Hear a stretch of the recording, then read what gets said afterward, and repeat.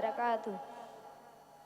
إن الحمد لله وحده والصلاة والسلام على من لا نبي بعده. أما بعد، أعوذ بالله من الشيطان الرجيم.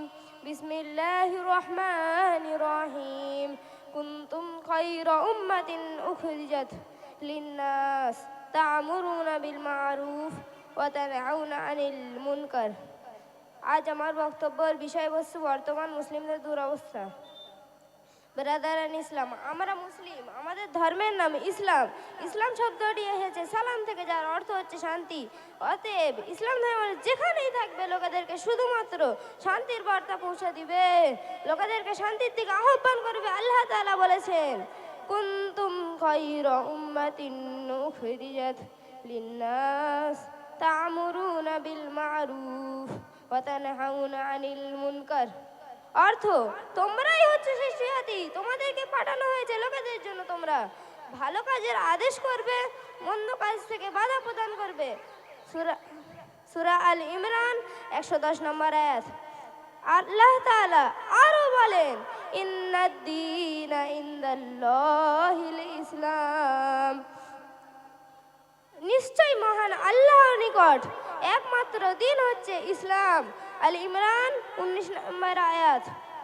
কিন্তু আজ পৃথিবীর দিকে লক্ষ্য করে দেখলে মুসলিমরা লাঞ্ছিত।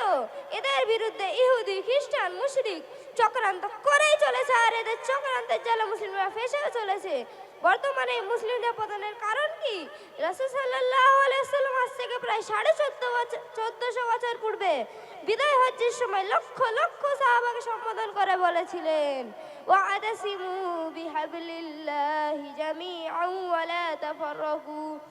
আমি তোমাদের মাঝে দুইটি জিনিস রেখে আছি, যতক্ষণ তা আঁকড়ে ধরে রাখবে ততক্ষণ কেউ তোমাদেরকে পথভ্রষ্ট করতে পারবে না।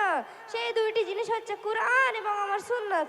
কিন্তু দুঃখের বিষয়, বর্তমানে মুসলিমদের মধ্যে 90% মুসলিমদের কাছে এর জ্ঞানই নেই। এ কারণে মুসলিমরা দলে দলে বিভক্ত। অথচ আল্লাহ তাআলা বলেন, তোমরা আল্লাহর রশ্মি ধর্ম বা কুরআনকে শক্ত করে ধরো এবং পরস্পর বিচ্ছিন্ন হয় না।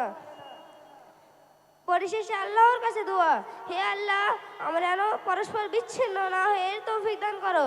হে আল্লাহ, আমরা যেন কুরআন এবং রাসূল সাল্লাল্লাহু আলাইহি ওয়াসাল্লাম সুন্নাতকে শক্ত করে ধরে রাখি, এর তৌফিক দান করো, যাতে আমরা ইহুদি ও খ্রিস্টান মুশরিকদের চক্রান্তের হাত থেকে রক্ষা পেতে পারি। এর তৌফিক দান করো। আল্লাহুম্মা আমিন। আসসালামু আলাইকুম ওয়া রাহমাতুল্লাহ।